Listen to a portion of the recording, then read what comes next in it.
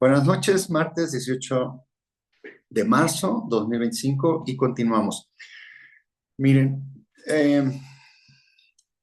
la semana pasada vimos sobre que debemos ser una epístola, que Dios nos pide el que seamos una epístola para poder reflejar la ley de Dios, para poder reflejar su amor, poder reflejar su misericordia y obviamente en las obras que nosotros vamos haciendo, pues son obras de amor y es donde vamos eh, enseñándole a la demás gente, a la gente que está alrededor, pues vamos sacando lo que realmente hay dentro de nosotros y que seamos transparentes y que la gente pueda leer la ley de Dios en nosotros y no nosotros que hagamos nuestra propia ley y no que nosotros podamos escribir esa parte.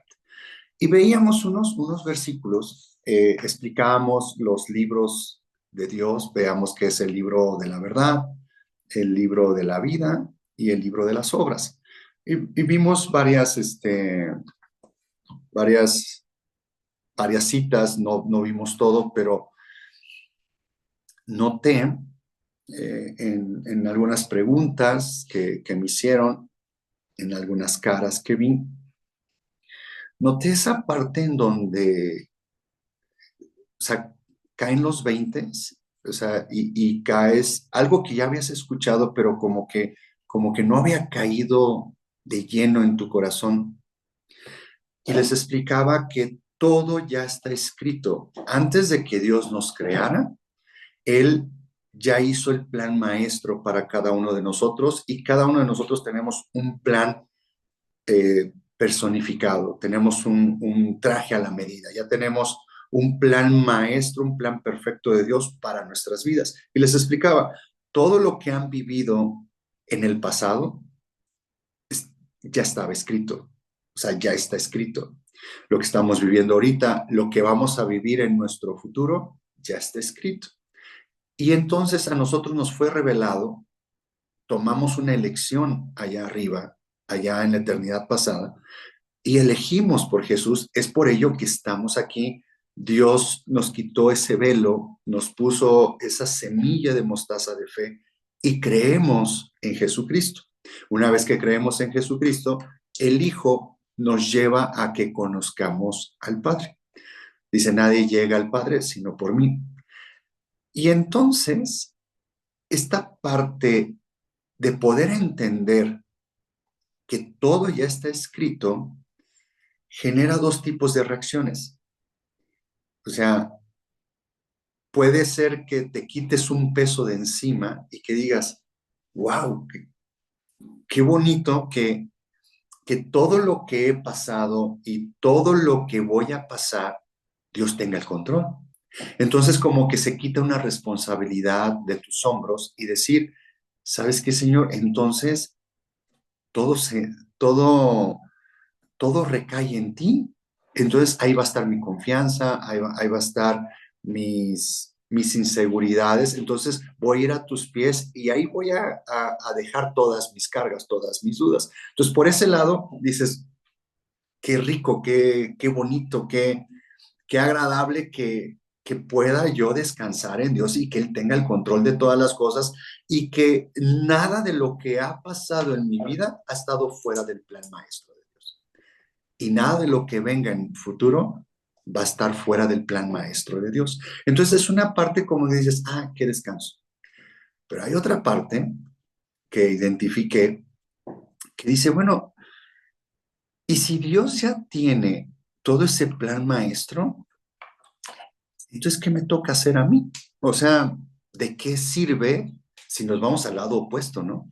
Entonces, ¿de qué sirve que yo opine? ¿De qué sirve que yo piense? ¿De qué sirve de que yo exista? ¿De qué sirve de que yo eh, me ponga a clamar, me ponga a orar, si Dios ya tiene su plan maestro? O sea, si yo no voy a cambiar las cosas. Entonces, viene otra carga. O sea, hay gente que se quita la carga y hay gente que no tenía la carga, entonces ya se genera una carga como diciendo, pues entonces yo no opino, yo no valgo, yo no, o O sea, ¿de qué sirve de que yo agradezca? ¿De qué sirve de que yo me queje? Si de todas formas se va a hacer lo que Dios quiera. Entonces viene como un conflicto en la mente, viene una guerra en la mente, en la razón. Y quise hacer este paréntesis. Realmente hoy nos tocaba ver el ser mayordomos, pero quise hacer un paréntesis para detenerme y pongo esta pregunta, que es así como se va a llamar hoy el taller. Pongo esta pregunta. ¿Podrá nuestra oración cambiar la decisión de Dios o su plan maestro? No sé si alguien ahí que abra su micrófono y me quiera dar opinión, unas 5 opiniones en donde me digan, nuestra oración puede cambiar la decisión de Dios, nuestra oración puede cambiar el plan maestro de Dios. ¿Qué quisiera opinar? Yo creo que sí, nuestra oración puede cambiar los planes de Dios para nuestra vida. Lo vemos ahí en la historia de aquel hombre, es un rey a quien Dios le dijo que se iba a morir, pero él vino, oró y le pidió 15 años más. Ujú. Ok, perfecto. ¿Alguien más?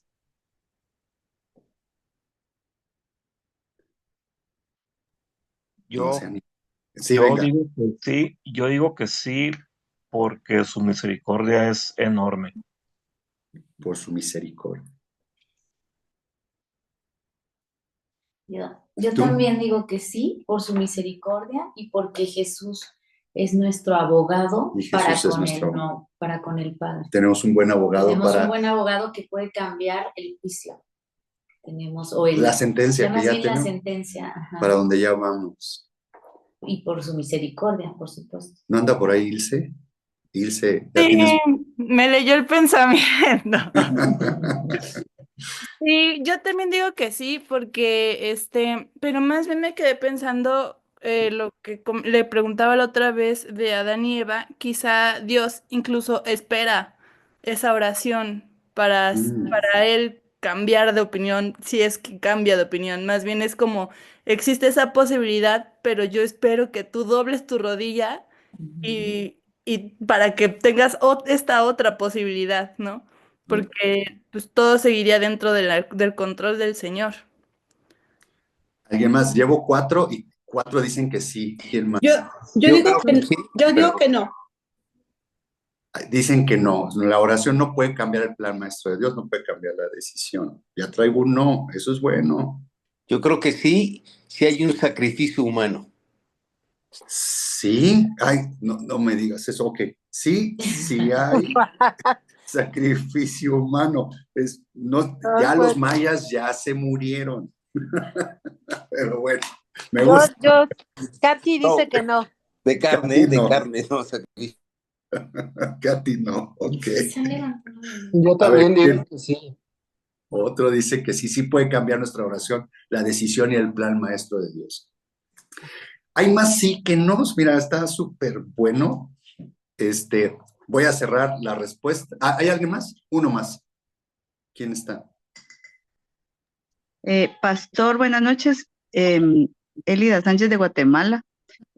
Solamente creo que Dios lo que hace con nuestra oración a veces es cambiar nuestro propósito interno, es decir, nuestro deseo interno para llevarnos a su voluntad al final, ¿verdad? Esa Entonces, respuesta estuvo bien elevada y me encantó. Sí, sí, sí. Pastor Pedro, Sí, Soy Alicia Montes de Oca de México. a sus órdenes. Pastor, también aquí pienso que está la insistencia de la oración como aquella viuda al juez que el Señor Jesús Perdimos, habló de él. la perdimos. Dijo, la insistencia de la oración hizo que el juez atendiera la necesidad. Entonces, de alguna manera va a atender nuestras necesidades, pero el plan perfecto de Dios está trazado. Simplemente podemos desviarnos a una voluntad directiva, de una voluntad directiva a una voluntad permisiva. Que Dios lo permita y que aún en lo que Él permite va a sacar algo bueno, como en el caso de David, y vemos que nació Salomón y aún el error de David, Dios usó a Salomón para grandes obras. Bueno, esa es mi opinión. Perfecto. Me encantaron las respuestas. Y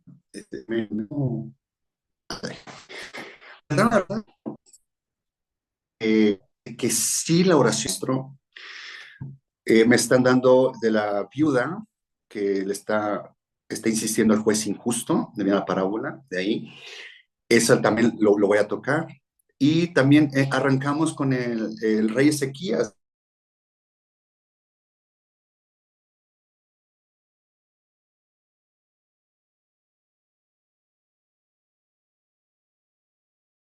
Cambia la decisión, el plan maestro de Dios. Miren, los que dijeron sí están bien y los que dijeron no también están bien. Quien concentró la respuesta es allá en Guatemala, en donde dice que cambia, o sea, resumió, el taller de hoy lo resumió en su comentario, donde dice que el objetivo de Dios es cambiar lo que hay aquí adentro para que se haga la voluntad de Dios. Entonces, voy a empezar dando la respuesta y después quiero estirar un poquito explicando el por qué. Miren, la oración sí cambia la decisión de Dios, la oración del justo sí cambia la decisión de Dios, pero no cambia el plan maestro de Dios. Lo que ya está escrito, eso no cambia. Y te voy a explicar el por qué. Hay muchos ejemplos. Entonces, primero, antes de ir a los ejemplos donde les puedo mostrar dónde una oración cambia lo que ya tenía decidido Dios hacer, ¿no? Voy a agarrar poquitos ejemplos porque hay muchos ejemplos en la palabra de Dios. Pero ¿a qué voy con esto de que no cambia el plan perfecto, el plan maestro de Dios, en donde está puesta la voluntad de Dios? Recuerden esto, la pregunta viene porque si ya está todo escrito, si ya está todo decidido por Dios, si ya fue mostrado a nosotros, bueno, eso fue escrito antes de que nosotros fuéramos creados, y que antes de venir aquí a agarrar este cuerpo humano, se nos fue revelado lo que ya estaba en nuestro plan perfecto. Vas a pasar por esto, tal, todo detallado. Y nosotros dijimos, sí, sí voy. O sea, sí voy a la tierra, sí voy y tomo un cuerpo, y aún así, con la aflicción y el gozo que me has mostrado, Dios, en tu plan perfecto, voy a seguir eligiendo por Jesús, ¿no? Voy a dar mi voto por Jesús. Esa piedrita blanca voy a darla por Jesús. Cuando venimos y tomamos este cuerpo, se nos es velado todo ese plan perfecto, y hablaba sobre esas elecciones que tomamos en caliente o esas elecciones que tomamos en frío. Recuerden que les decía, cuando estamos en un domingo en la alabanza y estamos alabando a Dios, es muy fácil tomar una decisión en caliente, en el fuego de su amor, de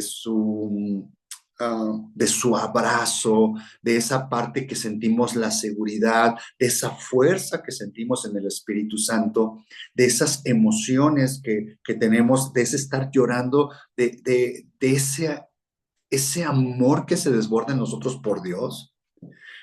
Ahí es decirle, le decimos, sí te sigo, Señor, haz lo que tengas que hacer, pero jálame a tu presencia. Yo quiero llegar a la meta, yo quiero llegar a Canaán, yo quiero llegar a la estatura del varón perfecto. Pero les decía, viene el lunes, martes, miércoles, ya andamos con la pila baja y nos toca tomar decisiones en frío cuando estamos muy espirituales, y en las semanas nos llueven los problemas, nos llueve la angustia, nos llueven las dudas, nos llueve toda adversidad, y entonces ahí tenemos que mantener la decisión que habíamos tomado en caliente, pero ahora en frío, ahora en la humildad, en la aflicción, en la noche espiritual, y eso es, así como es aquí abajo, así es en lo espiritual. Tomamos una decisión ahí arriba, Ahora nos toca tomar una decisión acá abajo, y estoy hablando que si duramos 100 años en esta tierra, es tomar nuestra decisión en frío aquí en la humildad, que es lo que Jesús nos mostró, que cuando Él vino aquí, vino a hacer y a decir lo que el Padre le decía que hiciera y dijera. Así nos corresponde a nosotros ser obedientes, ser siervos por amor, ser esos siervos abad. Y esa es una decisión en frío, y esos son los 100 años que duremos aquí con vida. Esa es nuestra decisión en frío. Entonces, por eso les decía, sí están bien los dos, pero vamos a desmenuzar esta parte. Porque cuando estamos confusos, cuando tenemos duda y cuando nos sentimos vacíos por dentro, es porque no hemos encontrado una identidad. Y por eso estamos en búsqueda de algo que tratamos de encontrarlo en una persona, tratamos de encontrarlo en comprar una cosa, tratamos de encontrarlo en un título, en conocimiento, tratamos de encontrarlo en alguna religión, ese vacío que nos llene, y vemos que no nos llena. Entonces, lo único que nos llena es Jesús. Y entonces, cuando nos sentimos vacíos, no nos sentimos ni de aquí ni de allá. Entonces, no hay identidad en nosotros, no sabemos de dónde venimos, no sabemos a dónde vamos. Si le preguntas a una persona cuando te mueras, ¿qué sigue después? Y puede ser que un cristiano dude a dónde se va después de la muerte. Entonces, es porque no tenemos una identidad. Pero una vez que ya tenemos identidad y que sabemos quién nos creó y quién es nuestro dueño, entonces en ese momento hacemos una conexión y conocemos más a Jesús. Pero ya que tenemos esa identidad y que andamos batallando y tenemos aflicción y tenemos valles, tenemos montes, ¿cómo agradecer en la aflicción? ¿Cómo agradecer en el monte, en la exaltación? A veces es difícil agradecer en la exaltación.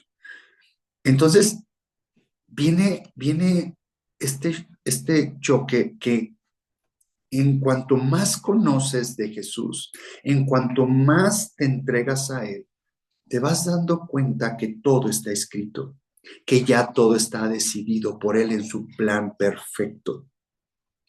Y entonces puede llegar en ti una duda, decir, bueno, ¿y dónde está mi voluntad? ¿Dónde está mi libre albedrío? ¿Dónde está el que yo me involucre? ¿En dónde está que se supone que Jesús es un caballero y Él respeta mis decisiones, me dio libre albedrío? Y entonces, ¿dónde está cuando yo me involucro?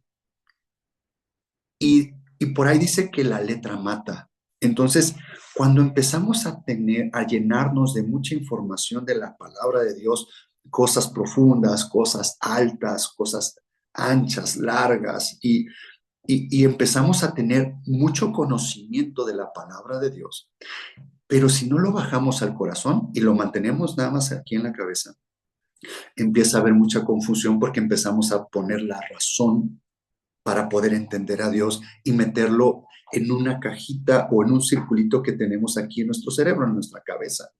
Y entonces ahí empiezan dudas. Y entonces dices, bueno, si ya Dios tiene el control de todas las cosas, pues ¿de qué sirve que yo me involucre? Que se haga lo que Dios quiera. Y entonces empieza como algo diferente. No sé si alguien pueda entenderme esta parte que estoy diciendo, porque yo pasé por ahí. O sea, yo pasé por ahí hace muchos años y fue una de las causas que les comparto para que me conozcan un poquito más. Bueno, esto no se trata de que me conozcan a mí, sino que conozcan a Jesús, pero también nosotros somos testimonio. Hubo un momento en mi caminar de joven que me llené de tanta información del mensaje, que es información que no todo mundo la conoce, no todo el mundo la maneja. Y entonces empiezas a tener un orgullo espiritual y empiezas a adquirir conocimiento por adquirir conocimiento y tratar de sobresalir en el mundo cristiano o con la gente. Y entonces esa es información que nada más la manejas aquí, pero no la bajas. Y entonces empieza un ataque tremendo en tu mente, en ese mar en esa guerra espiritual que hay interna contigo y te alejas de Dios. Y dices, Señor, pues si tú vas a decidir todo, que se haga lo que tú quieras. Pero ya como que tú enojado, como que tú diciendo, pues tú te encargas de todo. No importa, haga lo que haga, tú ya sabes en qué termina esta historia, tú ya sabes en qué termina este libro. Entonces, ¿qué haces? Y entonces te puedes alejar del camino de Dios. Yo estuve alejado un tiempo y ya después Dios se encarga de jalarte las orejas y regresarte al camino, ¿no? Que se compra. Y es precisamente lo que nos compartió la hermana de Guatemala, cambiar el propósito interno. Es cuando involucro que cuando estamos en la voluntad permisiva de Dios o cuando estamos en la voluntad perfecta de Dios. Entonces, yo anduve un tiempo en la voluntad permisiva de Dios y te va mal, o sea, es horrible, es horrible porque aparte sabes que estás haciendo cosas malas, aparte sabes que no lo estás tomando en cuenta, y corres riesgo, o sea, en mi vida, para mí es un milagro el que no me haya perdido, el que sí haya regresado al camino otra vez, o sea, pero pues todos venimos con nuestras propias cicatrices, ¿no? Y ahora, pues nos toca andar en la voluntad perfecta de Dios y en esa voluntad perfecta, pues también hay noche, hay día, ¿no? Y nada más que es diferente, porque ahí sigues lleno, o sea, no sabes por qué, pero sigues en el camino agradeciendo por lo que está pasando en tu vida en ese momento de aflicción. Y esos hay muchos ejemplos aquí en la palabra de Dios, en donde primero la forma en que una decisión de Dios, en que nosotros nos podamos esforzar para cambiar esa decisión de Dios en nuestras vidas, ahorita es por medio de la oración. Si Dios ya decidió algo, nosotros podemos clamar, podemos esforzarnos, podemos tener raspadas las rodillas de tanto clamar para que esa decisión la cambie. Pero vamos a seguir dentro del plan perfecto de Dios, del plan maestro. Ese no va a ser cambiado. ¿Qué es lo que va a cambiar? Es mi corazón, es lo que tengo adentro. ¿Qué es lo que Dios nos mete en esas circunstancias y nos mete a clamar a Él? Es para mostrar la oscuridad, el odio y todo ese vacío que hay dentro de nosotros y todo ese pecado que hay dentro, esa fuente de pecado que hay dentro, que aunque hay cosas que no hacemos, no decimos, pero simplemente por estar adentro ya estamos ofendiendo a Dios. Entonces en su misericordia viene y nos muestra eso que hay dentro de nosotros para poder entregárselo. Y entonces por eso tenemos noches espirituales y tenemos ese tipo de momentos. Es por medio de la oración que Dios nos muestra esas cosas. Ahora, retomando un poco el sentido de lo que es este taller, que hemos visto el tabernáculo, vemos que la oración está en un mueble muy específico y está en el altar de oro, está en el lugar santo y ya no está en el atrio. Entonces, si se dan cuenta, el que para que nosotros podamos esforzarnos para cambiar una decisión de Dios en nuestras vidas, ¿no? No sé si la angustia te iba a durar un año, pero si te esfuerzas orando en ayuno, en silicio, en ceniza, pues puedes bajarlo a que sean 2 meses, ¿no? Pero aceleras esa aflicción. ¿Dónde se encuentra ese mueble de la oración? En el lugar santo. En el lugar santo, para que tú como cristiano llegues ahí, necesitas un esfuerzo, necesitas esforzarte, necesitas involucrar tu voluntad, ir voluntariamente en sacrificio vivo, en oración, porque no es sencilla la oración, es una disciplina, Es algo que se va fortaleciendo día a día. No sabemos orar desde el principio. Es más, aunque tengamos muchos años orando, dice la palabra de Dios que no sabemos pedir como nos conviene y por eso necesitamos al Espíritu Santo. Entonces, en esta parte de la oración, hay un versículo que es en Salmo 47. Este Salmo 47 está...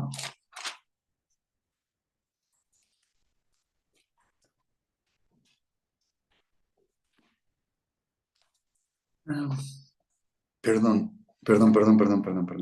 Estoy mal, totalmente mal. Es que estoy hablando aquí del libro. No, ¿eh? Dice yo que se está trabajando mucho. No. Sí, tal vez es por la señal. Perdón y discúlpenme, pero no es Salmo 40. Salmo 141, 2. Ahí es donde quiero ir.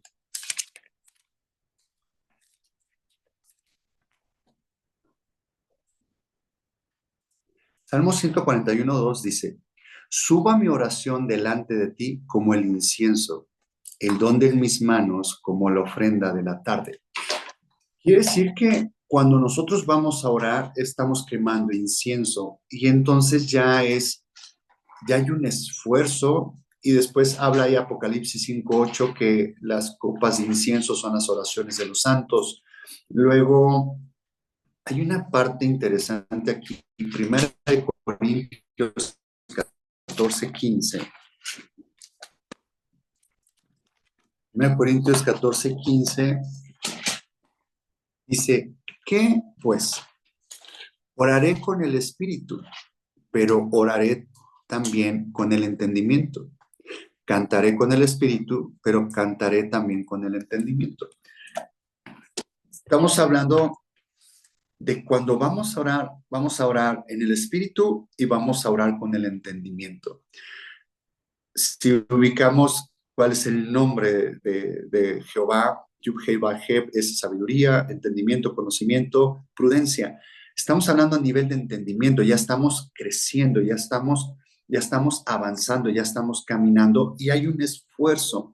El que tú ores es que ya hay un esfuerzo en ti. El ejemplo de la viuda que está pidiendo el favor al juez injusto está en Lucas 18, 1 al 8. Y está hablando que es una viuda que está insistiendo para que el juez injusto le haga justicia de su petición. Y dice el juez injusto: mira, para que ya no me dé lata, entonces voy a cumplirle lo que me está pidiendo. Y entonces en este pasaje, en la parábola, dice: bueno, ¿cuánto más no el Padre que tú le estés clamando para que Él te conceda lo que estás pidiendo? En este mueble de la oración se experimentan principalmente 3 tipos de oraciones. Es la oración de petición, que es la oración común y corriente, la que hacemos en nuestro idioma, que lo hacemos conscientemente y estamos pidiendo lo que nosotros creemos que necesitamos en ese momento. Esa es la oración de petición, la básica, la normal. Luego, hay una oración en el Espíritu Santo que es ya con fuego y es donde viene oración en lenguas y es donde ya vienen lenguas humanas,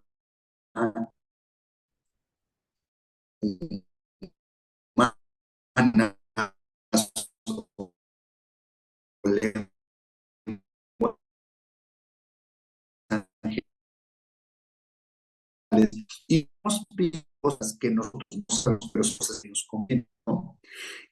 Oración de intercesión, oración de interceder por una congregación, puede interceder por un estado ahí, ¿no? Sabemos para qué Dios quiera usar. Pero luego viene una oración de labor de parto, pero por es darle nacimiento a nuevas cosas. Y pudiéramos pegar una más, que es la oración de mando,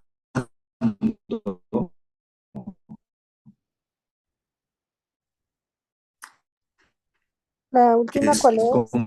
como la oración automonios, oración autoritaria o oración de mando.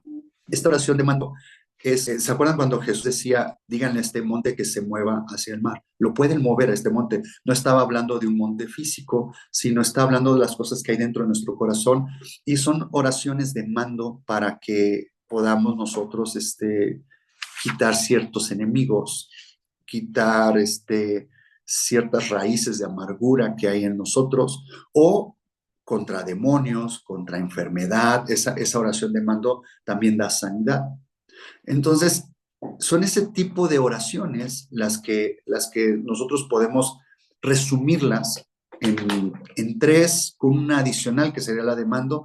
La oración de mando es un poquito complicada poder procesarla en el medio cristiano, porque es declarar y es dar, ¿La certeza?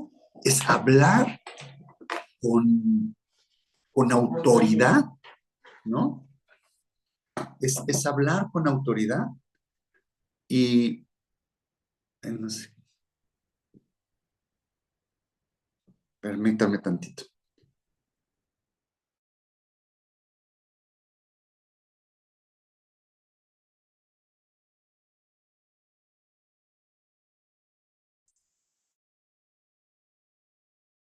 Internet.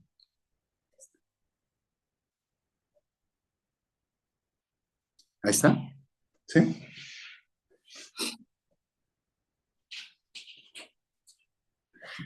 Entonces,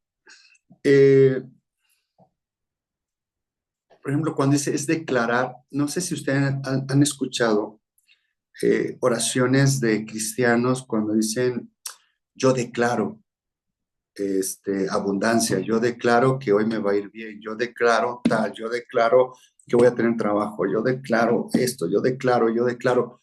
Es como si le estuviera dando órdenes a Dios, y por eso digo que es un poquito complicado explicarla, porque para poder hacer la oración de mando se involucran otras cosas para poder llegar a esta oración de mando, y hay que estar en línea con Dios, estar a cuentas con Dios. Por ejemplo, tengo aquí 4 cosas que para que la oración de mando la podamos dar, dice, lo primero que tenemos que estar es perdonar a los hombres sus ofensas. Y esto viene en Mateo 6:14.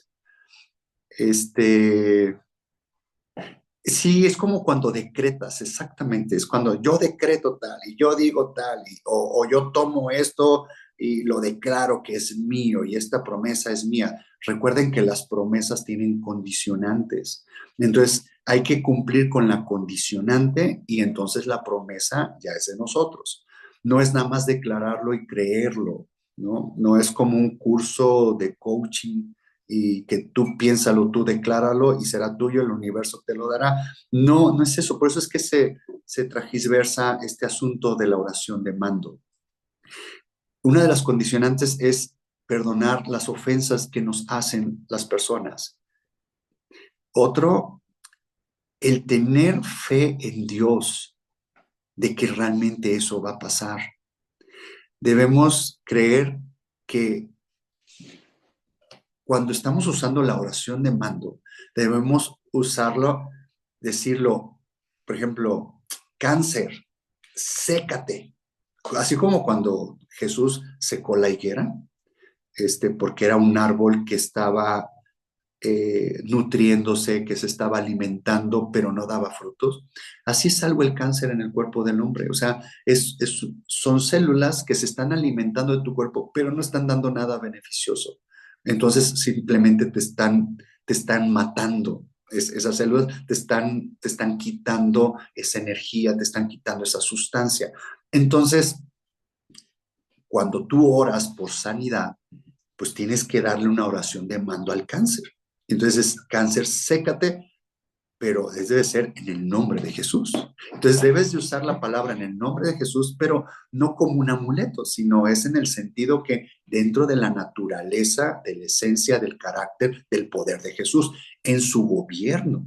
Y entonces por eso implica muchas cosas esa oración de mando. Y también tenemos que es hablar, es declararlo, es cuando das el mando, cuando das la orden. Cuando Jesús venía en la barca, se levanta y le dice al viento y al mar que se calmen.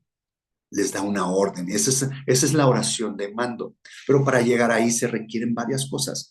Entonces, por eso muchas personas se desaniman porque hacen todo el ritual de la oración de mando, pero no pasa nada, no hay un milagro, no hay un cambio en las personas, no hay un cambio en ti mismo. Por ejemplo, cuando Jesús está hablando de que mueve ese monte al mar, ¿de qué mar está hablando? Está hablando del mar del olvido, el mar del perdón.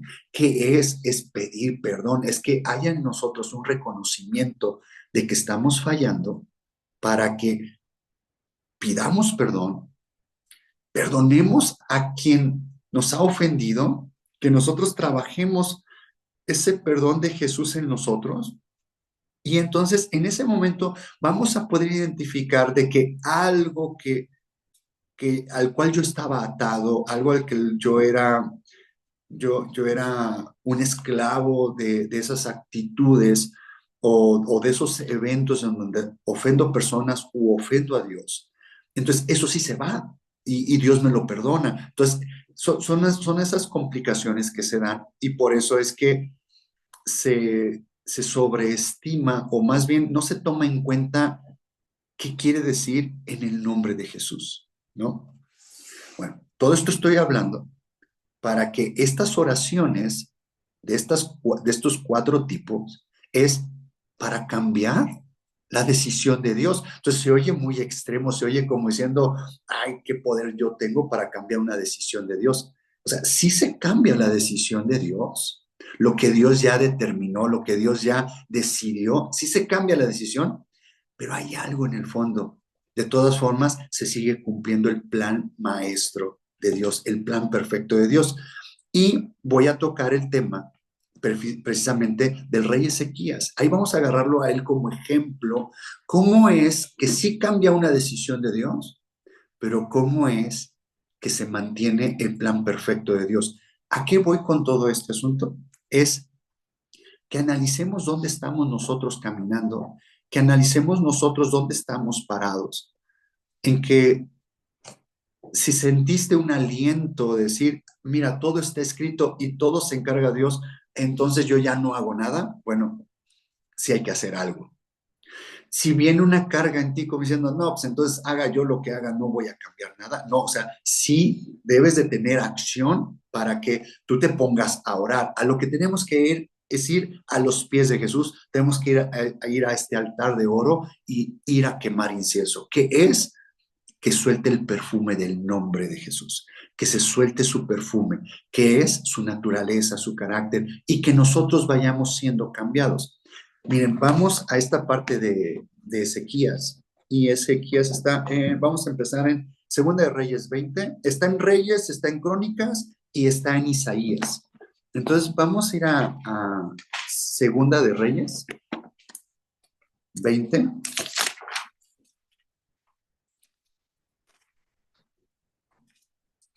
Y dice esto, en aquellos días Ezequías cayó enfermo de muerte y vino a él el profeta Isaías, hijo de Amós, y le dijo, Jehová dice así, ordena tu casa porque morirás y no vivirás. ¿Qué es esto? Jehová dice así, es la decisión de Dios en donde él ya iba a morir. Entonces le dio la oportunidad de que ordenes tu casa. Dice, porque ya no vas a vivir, ya se acabó tu mandato, ya se acabó tu reinado, ya se acabó tu estancia aquí en la tierra. Entonces, te doy oportunidad de que arregles tu casa. En el versículo 2, entonces él volvió su rostro a la pared y oró a Jehová y dijo, te ruego, oh Jehová, te ruego que hagas memoria de que he andado delante de ti en verdad y con íntegro corazón y que he hecho las cosas que te agradan. Y lloró Ezequías con gran lloro. Aquí él se está derramando, dice que volteó, se puso en una esquina, que es volverte a Dios, que es regresar a Él. Quiere decir que algo, él ya estaba fallando, quiere decir que estaba empezando a fallar en algo. A ver si podemos identificar en qué andaba fallando. Dice, y antes, en el 4, estoy en el 4, dice, y antes que Isaías saliese hasta la mitad del patio, vino palabra de Jehová a Isaías diciendo, vuelve y di a Ezequías, príncipe de mi pueblo, paréntesis, Isaías ya se iba. ¿Qué experiencia tenía Isaías cuando Dios le daba una orden a Isaías y se posaba su espíritu y hablaba Isaías? Isaías sabía que eso se cumplía y que era la voz de Dios. Entonces, cuando él da la orden de que iba a morir y que ya había hecho su función, Isaías se retiró. No se quedó ahí, hizo tiempo Isaías a ver qué reacción tenía Ezequías, si lloraba o se arrepentía. ¿Qué pensó Isaías? Mira, por más llores, por más digas, si Dios ya lo dijo, mejor arregla tu casa, porque te vas a morir. Isaías ya se iba. Ahí también, qué sorpresa fue para Isaías. Todavía no salía a medio patio y le vino voz. Dice que antes de que saliera a la mitad del patio, vino palabra de Jehová a Isaías diciendo, vuelve y di a Ezequías, príncipe de mi pueblo, así dice Jehová, el Dios de David tu padre, yo he oído tu oración y he visto tus lágrimas. He aquí que yo te sano, al tercer día subirás a la casa de Jehová y añadiré a tus días 15 años y te libraré a ti y a esta ciudad de mano del rey de Asiria y ampararé esta ciudad por amor a mí mismo y por amor a David mi siervo. Y dijo Isaías, tomad masa de higos, y tomándola, la pusieron sobre la llaga y sanó. Y Ezequías había dicho a Isaías, ¿qué señal tendré de que yo Jehová me sanara y que subiré a la casa de Jehová al tercer día? Respondió Isaías, esta señal tendrás de Jehová. Ya le está diciendo el profeta, o sea, ¿por qué le creyó que sí se iba a morir?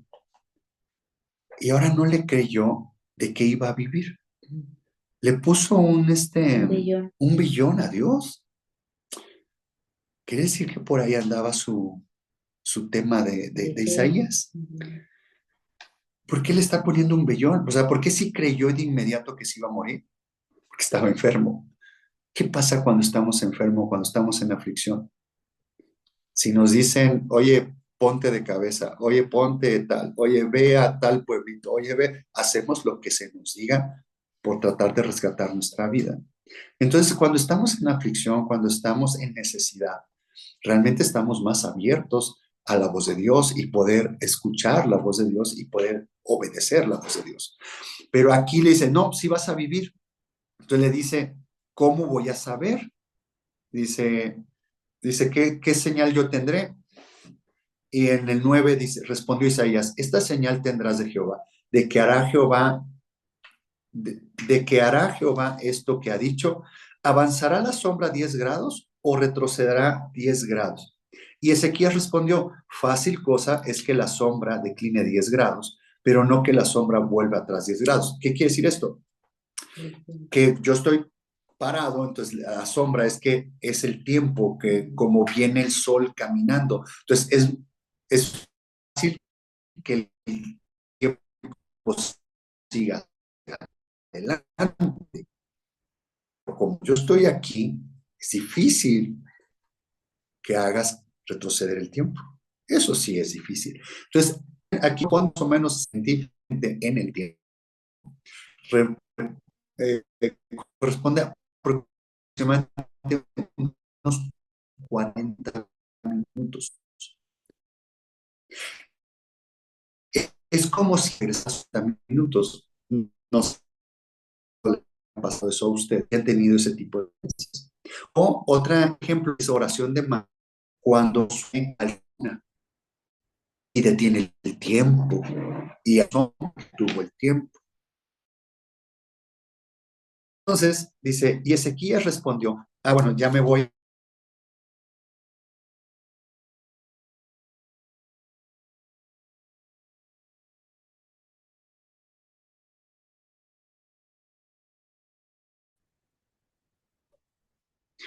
Es que tiene seguro. Que se quedó trabado, dice. Ajá. Pero en esta, ¿por qué no la agarro?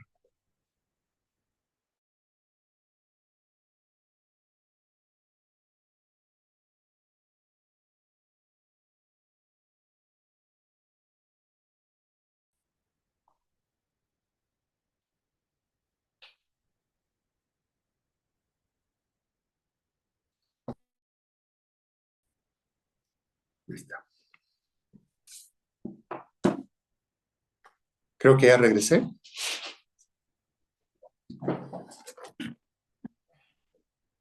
Sí. Sí, ya regresé, perfecto. Estoy en el versículo 11. Entonces el profeta Isaías clamó a Jehová e hizo volver la sombra por los grados que había descendido en el reloj de acá, 10 grados atrás. Estamos hablando que Isaías oró para que se cumpliera esta parte. En aquel tiempo, bueno, de aquí ya vemos que tiene un lapsus, Ezequías muestra los tesoros del templo y lo regaña Isaías, y después nos vamos al versículo 20. Los demás hechos de Ezequías y todo su poderío y cómo hizo el estanque y el conducto y metió las aguas en la ciudad, no está escrito en el libro de las crónicas de los reyes de Judá. Entonces vamos a Crónicas, a Segunda de Crónicas, y es Segunda de Crónicas 32.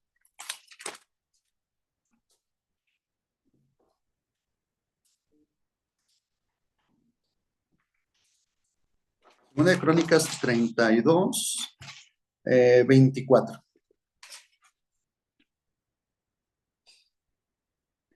Dice, en aquel tiempo Ezequías se enfermó de muerte y oró a Jehová, quien le respondió y le dio una señal. Mas Ezequías no correspondió al bien que le había sido hecho, sino que se enalteció su corazón y vino la ira contra él y contra Judá y Jerusalén. Vean la experiencia que tenía que vivir aquí Ezequías. Me suena un poquito como la experiencia de Job. Cuando Job era perfecto, temeroso de Dios, apartado del mal, y era recto. Pero faltaba algo que Job no había identificado que tenía que dar, y estamos hablando del orgullo. Ezequías, si ustedes ven la historia de Ezequías, miren, aquí tengo un resumen de lo que él hizo antes de enfermar. Antes de que él estuviera enfermo, él viene de su papá es Acaz, y Acaz fue un rey malísimo en el sentido de que adoró a otros dioses, o sea, y en aquel entonces, este rey Acaz, a sus hijos, a los niños, a los bebés, los ponía al fuego y los daba en sacrificio. Por eso me sorprendió cuando dicen que sí hay un sacrificio humano. Entonces no tiene que ver con esto. Era la forma de cómo se había pervertido el pueblo aquí es el pueblo de Judá, porque estamos hablando del reino dividido. El pueblo de Israel ya había caído en manos del enemigo, pero aquí el pueblo de Acaz daba a los bebés, los metían a fuego y los sacrificaban para otros dioses. Imagínense el atroz. Muere Acaz y empieza Ezequías como hijo. A los 25 años empieza a gobernar él y empieza a hacer un cambio tremendo. Y lo que él hizo, dice, tiró los lugares altos que habían sido dedicados a la idolatría. O sea, quitó toda la idolatría. Rompió en pedazos a la serpiente de bronce. ¿Se acuerdan la serpiente de Moisés cuando estaban en el desierto y que los escorpiones y las serpientes atacaban al pueblo de Israel y morían? Dios hace que levante una serpiente en una vara de bronce a Moisés, y todos aquellos que veían a esa serpiente eran sanados. Bueno, ¿por qué rompió en pedazos la serpiente de bronce Ezequías? Porque ya era un ídolo. Yo creo que ya le quemaban incienso a la serpiente, ya le quemaban, ya le oraban, ya le depositaban cosas a esa serpiente, ya era un ídolo. ¿En qué cayó el pueblo de Israel? ¿En qué caemos nosotros? ¿Qué es lo que tenemos nosotros? Bueno, Ezequías lo deshizo, dice, el templo, el rey, su papá, Acaz, cerró el templo. Ya no había sacrificios, ya no había nada. El templo que estaba ahí, ese templo ya no lo usaban. Él abre el templo, él celebra la Pascua, que dice que la Pascua no se celebraba desde Salomón. Imagínense cuántos años pasó en que la Pascua no se celebraba. Entonces, el rey Ezequías vino a hacer una transformación, vino a hacer un avivamiento aquí en el pueblo de Judá. Empiezan, como ya estaban los israelitas, el pueblo del norte, las tribus del norte ya estaban cautivas. Entonces, de las tribus que habían quedado, el rey Ezequías invita a las otras tribus a que celebren Pascua en el templo otra vez. Muchos se burlaban, muchos sí fueron. Dice que tenía muy buena relación con el profeta Isaías, dice, y luchó contra los enemigos de Israel, filisteos y asirios. Filisteos habla cuando, ¿qué es lo que hizo este rey Ezequías?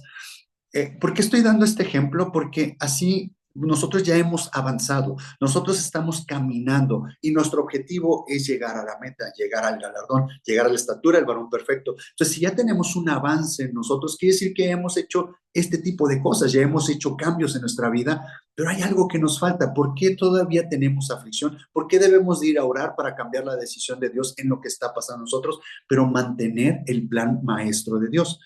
Quiere decir que si él tenía luchas y él peleó contra filisteos y peleó contra los asirios, quiere decir que los filisteos habla de nuestras cosas internas, habla de lo que hay dentro de nuestro corazón, habla de ese Goliat, habla de esos gigantes, habla de ese todo hombre viejo que hay dentro de nosotros, toda esa maldad que hay en nuestro corazón y que debe de ser transformado. Dice que peleó contra los asirios. Los asirios eran extranjeros, eran externos, peleó contra ellos. ¿Qué es lo externo en nosotros? El diablo y el mundo. Entonces nosotros tenemos esa guerra, hemos librado muchas batallas, pero hay algo que nos falta. Hay algo en que nosotros debemos de ser perfeccionados. Es por eso que me encantó la respuesta de la hermana de Guatemala, que dice que es cambiar dentro de nosotros el propósito que nosotros nos hemos creado de Dios, que lo que nosotros empezamos a escribir, nuestra propia Torah, debe de ser cambiada. Es por eso que nos mete en estas aflicciones y es por eso que en nuestra oración puede cambiar la decisión Dios. Dios, si nosotros ya vamos a morir, dice aquí que Ezequías tenía unas llagas y que aquí en Crónicas no lo dice, pero también en Isaías 38 sí dice lo que hizo Isaías, que pidió, que dijo que pusieran masa de higo en la herida. Pero les voy a leer, antes de esto, les voy a leer. Miren, estoy en Segunda de Crónicas 32, 25. Dice, mas Ezequías nos correspondió bien que le había sido hecho, sino que se enalteció su corazón y vino la ira contra él y contra Judá y Jerusalén. Entonces, esos 15 años que Dios le dio más de vida a Ezequías, se enalteció su corazón. ¿Cuál era el objetivo? Quiero perfecto, quiero que saques todo el orgullo que hay dentro de ti. Entonces, por eso él empezó a mostrar sus tesoros, empezó a mostrar todo lo que había en el santuario, empezó a alardear de lo que él tenía, cuando son las cosas de Dios. Y es ese orgullo que hay en nosotros. Él tenía un orgullo tremendo. En el versículo 26 dice, pero Ezequías, después de haberse enaltecido su corazón, vean lo que dice aquí, se humilló él y los moradores de Jerusalén, y no vino sobre ellos la ira de Jehová en los días de Ezequías. Vayamos a Isaías 38.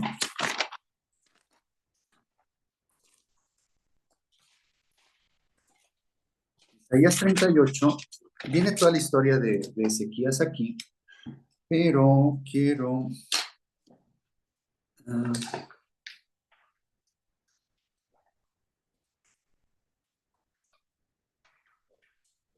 miren, Isaías, bueno, 38:1, dice, en aquellos días Ezequías se enfermó de muerte, y vino a él el profeta Isaías, hijo de Amós, y le dijo, Jehová dice así, ordena tu casa, porque morirás y no vivirás. Entonces volvió Ezequías su rostro a la pared e hizo oración a Jehová. Esta parte de oración es la oración palal. Entonces él clamó, rogó, lloró, luchó. También hablamos de esta oración de lucha contra Dios, ¿no? De volvernos polvo, de hacernos nada. Dice, y dijo, oh Jehová, te ruego que te acuerdes ahora que he andado delante de ti en verdad y con íntegro corazón, y que he hecho lo que ha sido agradable delante de tus ojos. Y lloró Ezequías con gran lloro. Entonces vino palabra de Jehová a Isaías diciendo, ve y di Ezequías, Jehová Dios de David, tu padre, dice así, he oído tu oración y visto tus lágrimas. He aquí yo añado a tus días 15 años. Tomen nota por qué 15. No sé si ya sepan la respuesta, pero yo voy a dar una. Y si no se habían preguntado por qué 15, espero que hoy les haga sentido por qué agregó 15 años y por qué nosotros, cuando hemos caminado con Dios, cuando creemos que estamos logrando progreso, que estamos avanzando y estamos orando por algo y no sale, y no sale, y no se cumple, y decimos, pues son los tiempos de Dios, espera a Dios, queda paciente, pero realmente no estamos pacientes, no estamos esperando con alegría, no estamos esperando con gozo, no estamos esperando con expectativa de decir, qué rico está esta aflicción y viene mi salvación. No pasa eso. ¿Por qué estamos insistiendo tanto y no vemos la respuesta de Dios? Ahorita les voy a explicar que realmente sí viene la respuesta de Dios. Dice, le agregó 15 años, y te libraré a ti y a esta ciudad de mano del rey de Asiria, y a esta ciudad ampararé. Y esto te será señal de parte de Jehová, que Jehová hará esto que ha dicho. He aquí yo haré volver la sombra por los grados que ha descendido con el sol. En el reloj de acá, 10 grados atrás. Y volvió el sol 10 grados atrás, por los cuales había ya descendido. Escritura de Ezequías, rey de Judá, de cuando enfermó y sanó de su enfermedad. Yo dije, aquí está hablando Ezequías. Yo dije, a la mitad de mis días iré a las puertas del Seol. Saqué el tiempo y Ezequías cuando estaba enfermo tenía 39 años. Entonces dice, a la mitad de mis días, o sea, él pensaba vivir 80 años. Entonces imagínense, antes de cumplir 40 años, él tiene esta parte de muerte a los 39 años. ¿Se acuerdan a Moisés cuando fue sacado de Egipto? Tenía 40 años. A Moisés cuando se le aparece en la zarza, fueron 40 años después, tenía 80 años. ¿Se acuerdan a Moisés cuando murió? 120 años, 40 años. ¿Qué habla? Prueba, prueba, prueba. Aquí estaba siendo probado. Dice, iré a las puertas del Seol, privado soy del resto de mis años. Estaba diciendo, ya voy a la muerte, pero creo aquí, no sé si lo estoy entendiendo bien, lo estoy entendiendo mal.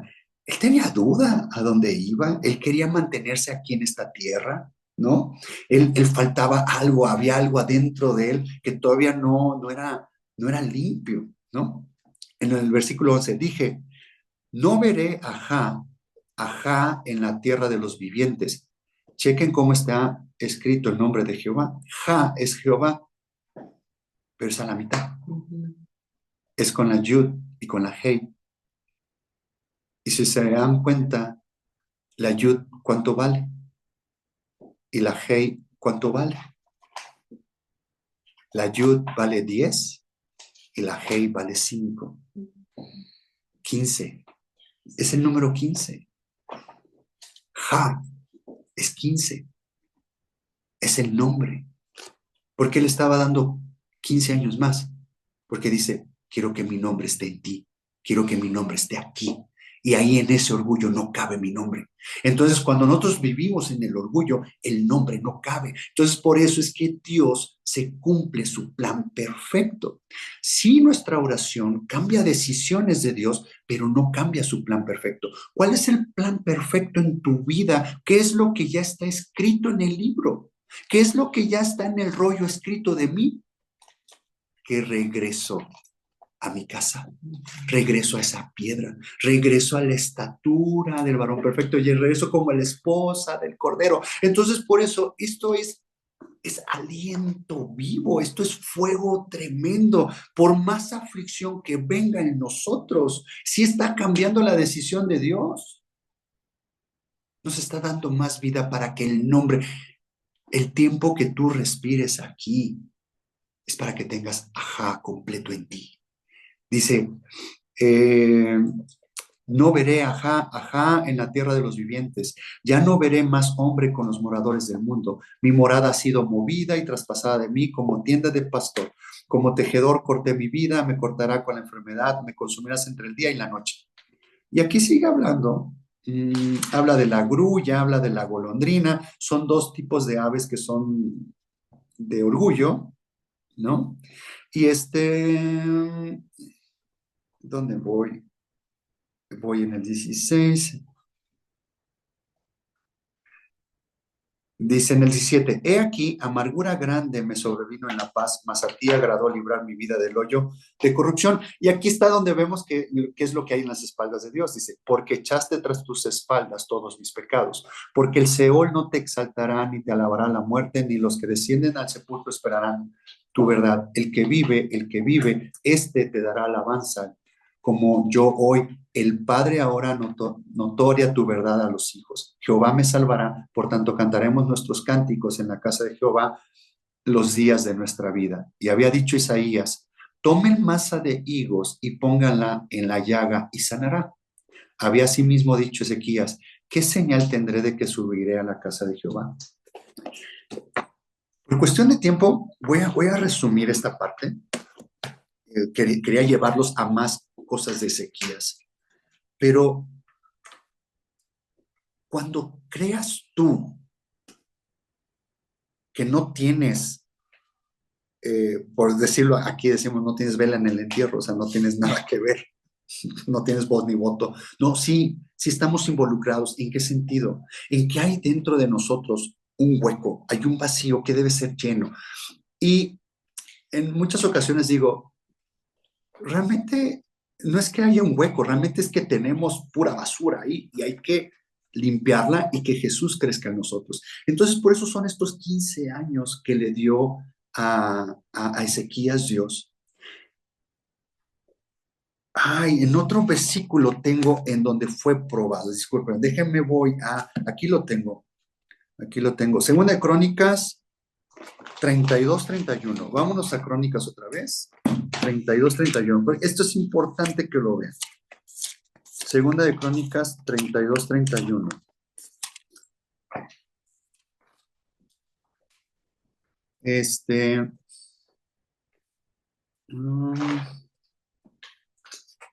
Dice, más en lo referente a los mensajeros de los príncipes de Babilonia que enviaron a él para saber del prodigio que había acontecido en el país, Dios lo dejó para probarle, para hacer conocer todo lo que estaba en su corazón. Por eso Dios permitió que esa oración cambiara y le dio 15 años más. Y aquí dice, lo dejó para probarle, para hacer conocer todo lo que estaba en su corazón. ¿Qué es lo que Dios, si estamos aquí vivos en esta vida y todo está escrito, si nuestras oraciones van a cambiar decisiones de Dios? Vemos cuando Isaac ora por Rebeca, que era estéril. Isaac oró por su esposa. Ya era una decisión de Dios que fuera estéril. Cambió la oración, dio fertilidad. Tengo otros ejemplos ahí, después los mandamos, pero también Abraham oró y cambió la situación. Job oró, cambió la situación, la decisión. Moisés oró por el pueblo, ¿no? Moisés oró por la decisión que ya había tomado Dios de no ir con ellos y cambió. Pero el plan perfecto de Dios no cambia. ¿Qué es en nosotros? Es que nosotros sí debemos involucrarnos. ¿Qué va a cambiar en nosotros? Ese propósito interno que me gustó. ¿Qué va a cambiar ese propósito interno en nosotros? Miren, cuando nosotros estamos orando, cuando nosotros estamos en ese altar del incienso, dejen mirar a esta cita. Ay, no la encuentro. Híjole.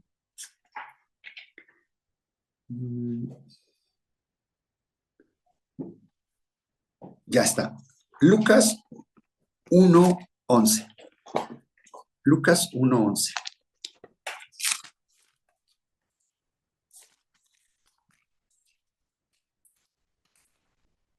Lucas 1:11. Estamos hablando en el 8, Lucas 1:8. Aconteció que ejerciendo Zacarías el sacerdocio delante de Dios según el orden de su clase, conforme a la costumbre del sacerdocio, le tocó en suerte ofrecer el incienso entrando en el santuario del Señor. Es el lugar de la oración. Y toda la multitud del pueblo estaba fuera orando a la hora del incienso. Y se le apareció un ángel del Señor puesto en pie a la derecha del altar del incienso. Y se turbó Zacarías al verle y le sobrecogió temor. Pero el ángel le dijo: Zacarías, no temas, porque tu oración ha sido oída, y tu mujer Elizabeth te dará a luz un hijo y llamará su nombre Juan. Es el papá de Juan, el primo de Jesús. Y tendrás gozo y alegría, y muchos se regocijarán de su nacimiento, porque será grande delante de Dios. No beberá vino ni sidra, y será lleno del Espíritu Santo, aún desde el vientre de su madre. ¿Qué está haciendo el ángel aquí con Zacarías? Le está describiendo el plan perfecto de Dios. ¿Qué es lo que vamos a descubrir en el mueble del incienso? ¿Qué es lo que nosotros vamos a descubrir? Estar orando, estar de rodillas en nuestro cuarto de oración. Cuando estemos en esa aflicción y estemos insistiendo, ¿qué va a pasar? Se nos va a revelar el plan perfecto de Dios. Lo que pasa que aquí Zacarías no lo creyó. Dice, y hará que muchos de los hijos de Israel se conviertan al Señor Dios de ellos, e irá delante de él con el espíritu y el poder de Elías, para hacer volver los corazones de los padres a los hijos y de los rebeldes a la prudencia de los justos, para preparar al Señor un pueblo bien dispuesto. Dijo Zacarías al ángel: ¿en qué conoceré esto? Porque yo soy viejo y mi mujer es de edad avanzada. Respondió el ángel, le dijo: yo soy Gabriel, yo estoy delante de Dios y he sido enviado a hablarte y darte estas buenas nuevas. Y ahora quedarás mudo y no podrás hablar hasta el día en que esto se haga, por cuanto no creíste mis palabras, las cuales se cumplirán a su tiempo. Esto es tremendo. ¿Cómo es que si todo está escrito, cómo es que no lo vemos? Porque no vamos a nuestro cuarto de oración, porque no estamos quemando el incienso. ¿Por qué no estamos pidiendo esos 15 años más? ¿Por qué no estamos pidiendo ese nombre en nosotros? Que se cumpla el plan perfecto de Dios. Ahí va a ser revelada la palabra, ahí va a ser revelado el plan perfecto de Dios. Lo que leemos nosotros en la palabra de Dios, lo que estudiamos en la palabra de Dios, si no fuéramos a oración, si no fuéramos a nuestro cuarto de oración, nunca cobraría vida esta palabra. Y entonces nos llenaríamos de teoría y me pasaría otra vez lo que me pasó hace mucho tiempo. Me llené de letras, me llené de muerte y no creí. Entonces, cuando vamos a este cuarto de oración, cuando tenemos esta experiencia con el incienso, con el nombre y pedir en el nombre de Jesús, ahí se nos es cumplido todo. Todo lo que pidas en mi nombre te lo daré. Ok, puedo cambiar una decisión de Dios. Señor Dios, yo veo esta aflicción. Aquí sigo insistiendo. Aquí sigo pidiéndote, Señor. Sigo rogando, Señor. No importa cuándo, Señor. Pero entre más vengo a rogarte, más tengo experiencia con tu presencia, Señor. No importa cuánto tarde, que se cumpla tu plan perfecto, que se cumpla tu voluntad. Y esa es la parte que le faltaba a Ezequías. Es lo que le faltaba a Ezequías, el orgullo. Nada más termino con esto. Perdón que me haya extendido en el tiempo. Termino con esto. Dice que le fue puesto una masa de higos. ¿Qué quiere decir el higo? Que fue puesta en sus heridas. El higo Es sinceridad. es sinceridad, es uno de los frutos. Es el segundo fruto. Es el segundo fruto de los 12 frutos. Es la sinceridad. ¿En qué nos pide sinceridad Dios? Para que pueda ser sanada nuestra herida de orgullo, de pecado, de corrupción, de amargura, esas heridas que tenemos en nuestros corazones, para que sea puesto ese higo, que haya sinceridad. ¿Qué es lo que debe haber en nosotros primeramente? Debe haber sinceridad de reconocer que estamos en pecado. Aunque no lo hayas cometido, aunque todavía no venga en tu pensamiento, ese Señor, no hay justo ni aún uno. Debe haber sinceridad en ti, debe haber un reconocimiento en ti de que debe haber esa sinceridad. El higo también, ¿de qué nos habla? Nos habla de dulzura. El higo es dulce. ¿Cómo debe de ser nuestro hablar? ¿Cómo debe ser nuestro conducir? ¿De qué estaba enfermo Ezequías? No era nada dulce. No había dulzura en sus palabras, no había alimento en la demás gente, había orgullo. Y entonces es lo que debe de cambiar en nosotros. La higuera, el higo, también nos habla de humildad. Nos habla de esa humildad. ¿Recuerdan? Se taparon con hojas de higuera los adanes. Tal vez el fruto prohibido era un higo. ¿Se dan cuenta? Y hay una parte en primera de Samuel 30:12. Dice que David iba por su familia que había sido secuestrada. Iban por ahí y se encontraba un egipcio que no había comido en 3 días, 3 noches. Y dice que le dieron masa de higo y pasas. Y dice que volvió su espíritu. ¿Qué es lo que nos da la dulzura del Señor? La sinceridad. ¿Qué es lo que nos da este higo de Dios? Esta verdad, la palabra de verdad. ¿Qué es lo que nos da? Nos regresa al espíritu, nos da vida. ¿Qué es lo que estaba pasando con Ezequías? Estaba muriendo su espíritu, está en tanto orgullo, tanta muerte, tanto odio. Él estaba muriendo. Entonces dijo, voy a poner mi nombre ahí de dulzura, voy a poner vida, voy a soplar mi espíritu en él. Y es por eso que sanó esas heridas. Es nosotros, si estamos enfermos, si hay una aflicción, es clamar por esta masa de higo. Señor, hazme sincero a ti. Si tengo algo contra ti, Señor, déjame encontrar las palabras y decirte la verdad, cómo me siento. Que te necesito, Señor. Voy a cerrarlo aquí. Hay otra parte de los higos, que es Jueces 9, 10 y 11, cuando dice que van y quieren que la higuera sea el rey de los árboles, ¿no? Y dijo la higuera, debo dejar mi dulzura, debo dejar mi buen fruto para ser grande entre los árboles. Nosotros somos árboles. Debo aprender la palabra de Dios, la letra de Dios, para ser yo sobresaliente entre los otros cristianos de que yo conozco mucho la Biblia.